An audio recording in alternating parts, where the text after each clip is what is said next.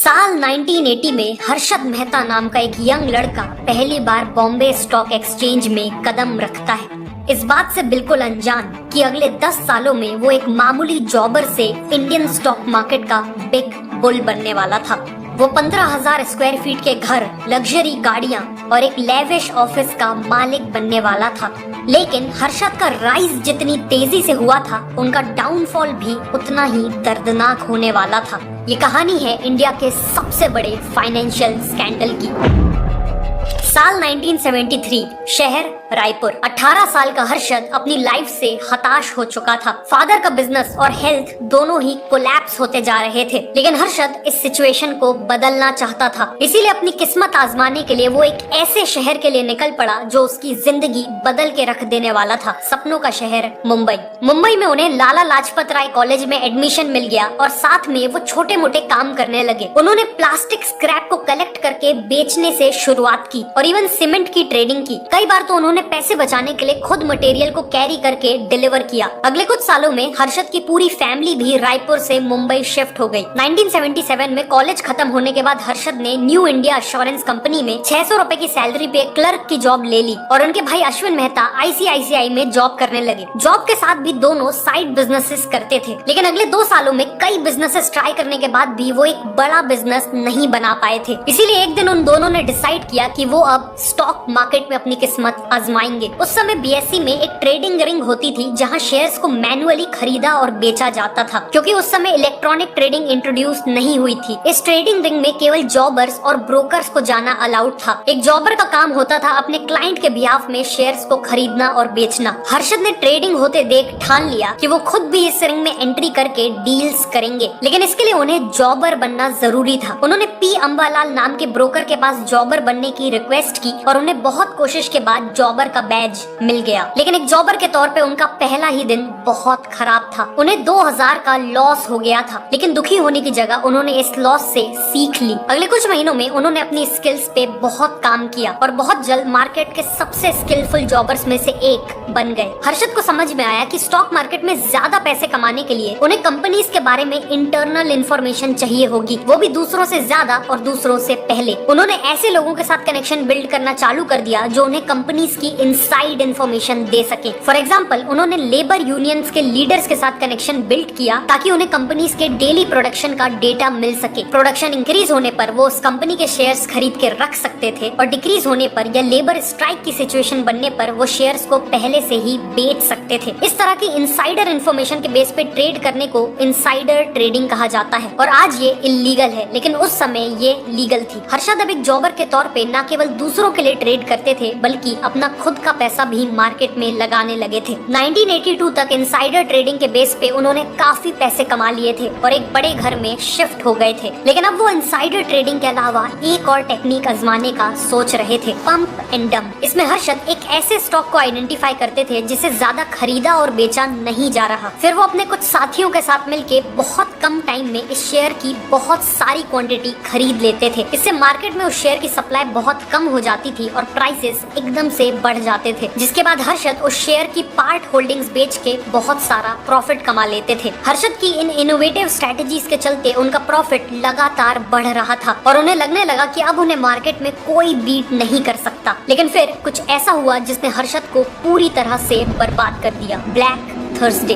18 मार्च 1982 को stock market की शुरुआत नॉर्मली हुई, लेकिन फिर करीब 2 बजे मार्केट तेजी से क्रैश करने लगा और क्रैश होते देख सभी लोग पैनिक सेलिंग करने लगे। 15 मिनट के अंदर अंदर मार्केट ने उस सेंचुरी का फास्टेस्ट फॉल देखा था। 10 लाख के लॉस के साथ हर्षद ऑलमोस्ट बर्बाद हो चुके थे। ब्रोकर्स के पैसे चुकाने के लिए हर्षद को अपनी वाइफ की ज्वेलरी तक गिरवी रखनी पड़ी थी। अगले कुछ महीनों तक घर का पूरा खर्च अश्विन की वाइफ ने उठाया, जो एक फ्रीलांस ब्यूटिशियन थी। लेकिन फिर जून 1982 में हर्षद और अश्विन ने डिसाइड किया कि वो मार्केट में दोबारा एंट्री करेंगे और इस बार वो खुद की स्टॉक ब्रोकिंग फर्म खोलेंगे और लोगों को स्टॉक मार्केट कंसल्टिंग ऑफर करेंगे। उन्होंने एक बहुत ही छोटे ऑफिस से शुरुआत की, ग्रो मोर कंसल्टेंट्स की। ग्रो मोर का ऑब्जेक्टिव था वेल्दी लोगों को पोर्टफोलियो मैनेजमेंट सर्विस प्रोवाइड करना। बेसिकली उनका सरप्लस मनी मार्केट में इन्वेस्ट करके उन्हें हाई रिटर्न्स दिलवाना। अश्विन के फादर इन लॉ ने इन्हें 4 लाख रुपए दिए और एक CA से इन्हें 1 लाख रुपए मिले और इसी तरह ग्रो मोर कंसल्टेंट्स का बिजनेस बोनस चालू हो गया।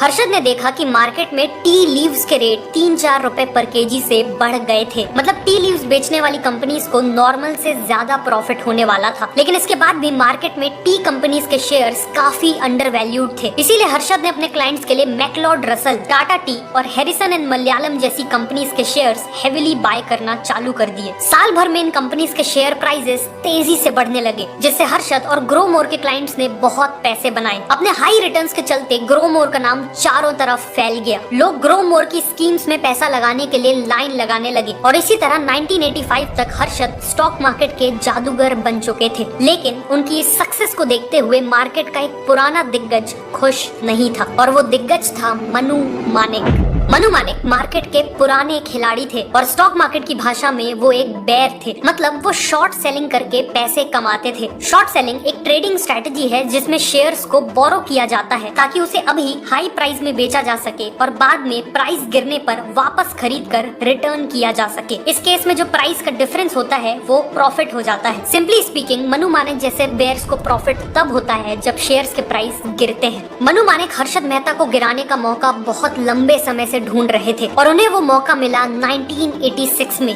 फाइनेंस मिनिस्टर वीपी सिंह ने बजट अनाउंसमेंट में कुछ ऐसे डिसीजंस लिए जिन्हें बिजनेसेस के लिए अच्छा नहीं माना गया और अल्टीमेटली स्टॉक मार्केट गिरने लगा। हर्षद ने स्पिक नाम के शेयर्स काफी हैवी क्वांटिटी में खरीद रखे थे और अब उसका प्राइस भी गिर रहा था। अपॉर्चुनिटी को देखते हुए मनु मानेक और उनके बेयर गैंग ने स्पिक में हैवी शॉर्ट सेलिंग की और उसके प्राइस को और भी ज्यादा गिरा दिया। हर्षद ने बीएसई से मार्जिन लेके, बेसिकली लोन लेके स्पिक में पैसे लगाए थे। इसीलिए बेयर गैंग ने रूमर्स फैला दी कि हर्षद को 1 करोड़ से ज्यादा का लॉस हो गया है और अब वो स्टॉक मार्केट के ड्यूज नहीं चुका पाएगा। बेसिकली मार्केट में ये खबर फैल गई कि हर्षद और ग्रो मोर कंसल्टेंट्स बैंकरप्ट होने वाले हैं, जबकि रियलिटी में हर्षद के पास लौटाने के लिए सफिशिएंट पैसे थे। अपनी और ग्रो मोर की रेपुटेशन बचाने के लिए हर्षद को जल्द ही कुछ करना था। ड्यूज लौटाने के लिए 14 डेज का समय मिलता था, लेकिन हर्षद ने सोचा कि रूमर को काउंटर करने का सबसे बेस्ट तरीका था सिंपली टाइम से पहले पेमेंट कर देना। इसीलिए उन्होंने 14 डेज एडवांस में ही सारी पेमेंट्स क्लियर कर दी और चाय की टपरी से लेकर ट्रेडिंग रिंग तक हर जगह अपनी एडवांस पेमेंट की खबर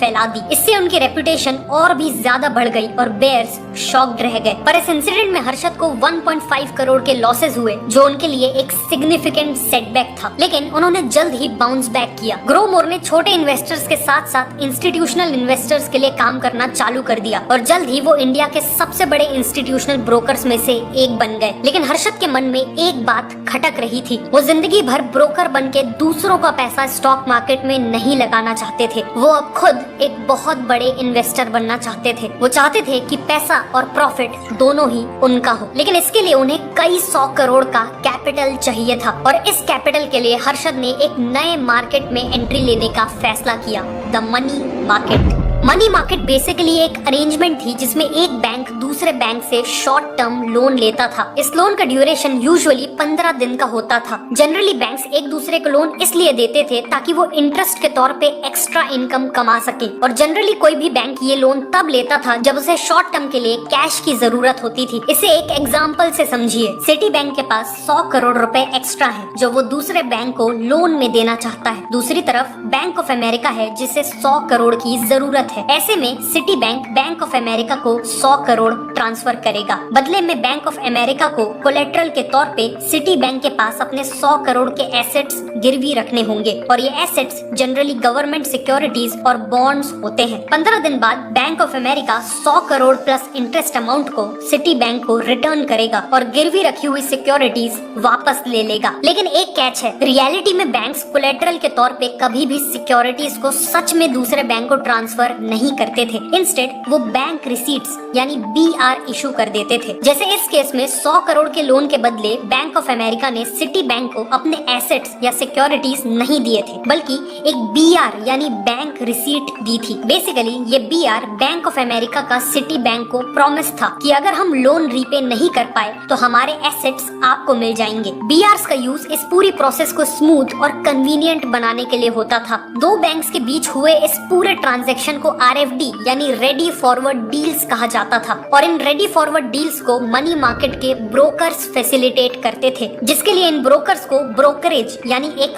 फीस मिलती थी। और अब हर्षद मेहता यही ब्रोकर बनना चाहते थे। हर्षद ने देखा कि सिटी बैंक, अजय कयान और हेमंत कोठारी जैसे कुछ लोग मिलके मनी मार्केट में एक कार्टेल चलाते हैं और पूरे मार्केट को कंट्रोल करते हैं। बेसिकली ये कार्टेल किसी भी नए ब्रोकर को मनी मार्केट में एंटर करने नहीं देता था। हर्षद ने इनसे डील करने के लिए ऐसे बैंक्स को आइडेंटिफाई किया जो कार्टेल के कंट्रोल से खुश नहीं थे, जैसे बैंक ऑफ अमेरिका और ANZ ग्रिंडलेस बैंक। हर्षद ने इन्हें अपनी ब्रोकिंग सर्विसेज ऑफर की और इन बैंक्स के साथ मिलके खुद का ही एक काइंड ऑफ कार्टेल बना लिया। 2 साल के अंदर अंदर हर्षद मनी मार्केट के भी एक टॉप ब्रोकर बन चुके थे और ब्रोकरेज में अच्छा खासा पैसा कमा रहे थे। लेकिन वो मनी मार्केट में ब्रोकरेज कमाने नहीं आए थे। उनके दिमाग में मनी मार्केट का यूज करके स्टॉक मार्केट में हजारों करोड़ों कमाने का प्लान था और उनका यही प्लान आगे जाके इंडिया के सबसे बड़े फाइनेंशियल स्कैम की शक्ल लेने वाला था। मनी मार्केट में टाइम बचाने के लिए कई बैंक्स एडवांस में ब्रोकर के अकाउंट में पैसे ट्रांसफर कर देते थे, ताकि ब्रोकर बेस्ट डील मिलते ही दूसरे बैंक को पैसे ट्रांसफर कर दे और सिक्योरिटीज यानी BR लाके दे दे। हर्षद ने यहाँ एक बहुत बड़ा लूप होल देखा। उन्होंने देखा कि जब बैंक्स एडवांस में उन्हें पैसे ट्रांसफर करते हैं तो डील होने से पहले ये पैसे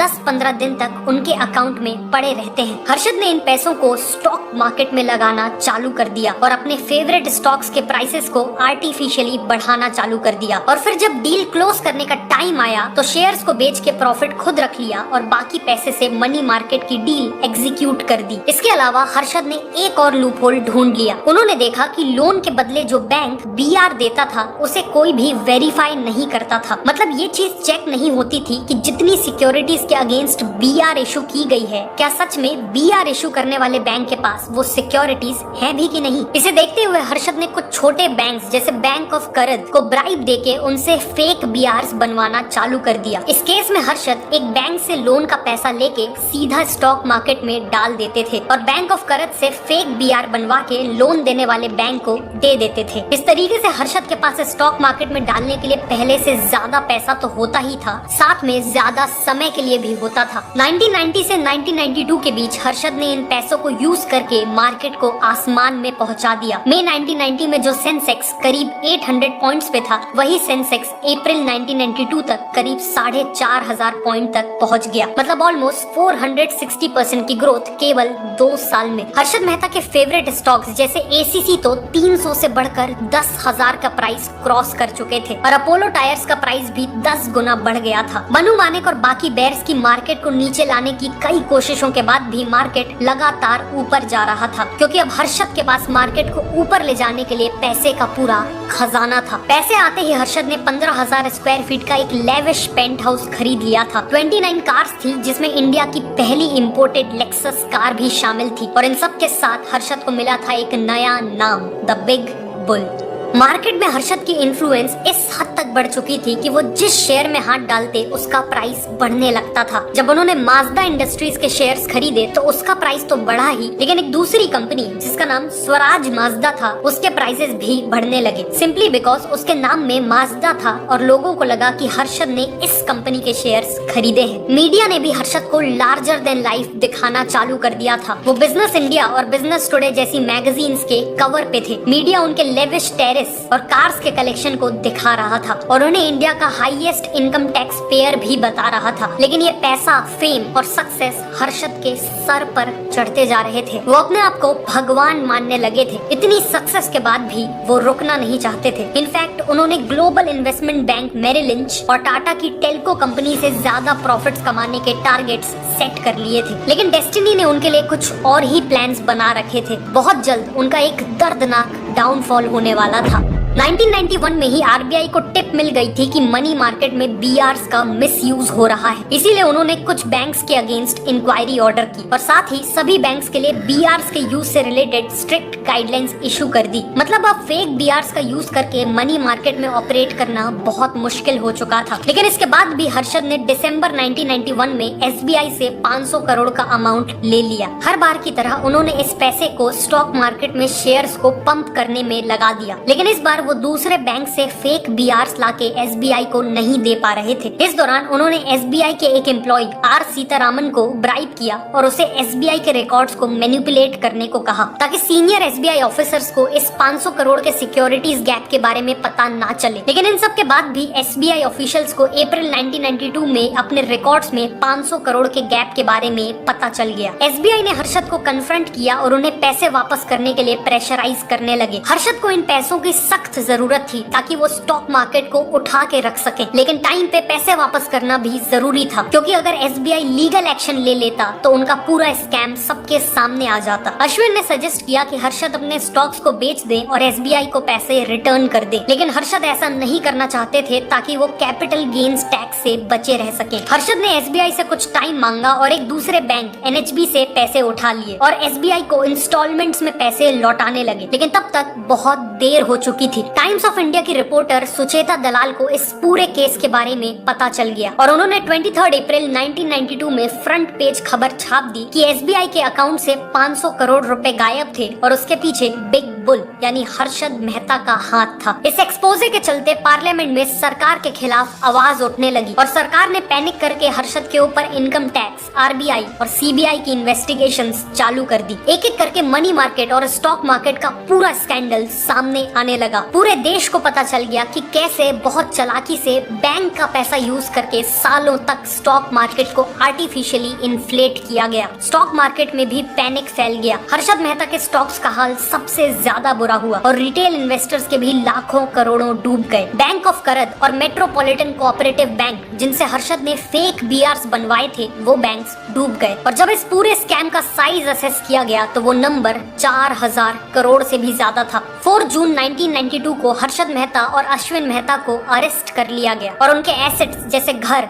बैंक अकाउंट्स और कार्स को भी सीज कर लिया गया। सालों तक ये लीगल बैटल चली। इस दौरान वो लंबे समय तक जेल के बाहर भी रहे, लेकिन दिसंबर 2001 में 47 की एज में पुलिस कस्टडी में ही उन्होंने अपनी आखिरी सांसें ली। पर उनके जाने के सालों बाद भी आज उनकी स्टोरी बहुत कंट्रोवर्शियल है। जहाँ कुछ लोग उन्हें एक स्कैमस्टर की तरह देखते हैं तो वहीं उनकी फैमिली का मानना है कि हर्षद को अनफेयरली उन प्रैक्टिसेस के लिए टारगेट किया गया जो उस समय मार्केट में काफी कॉमन थी। लेकिन मेरे ओपिनियन में सच्चाई इन दोनों व्यूज के बीच में कहीं है।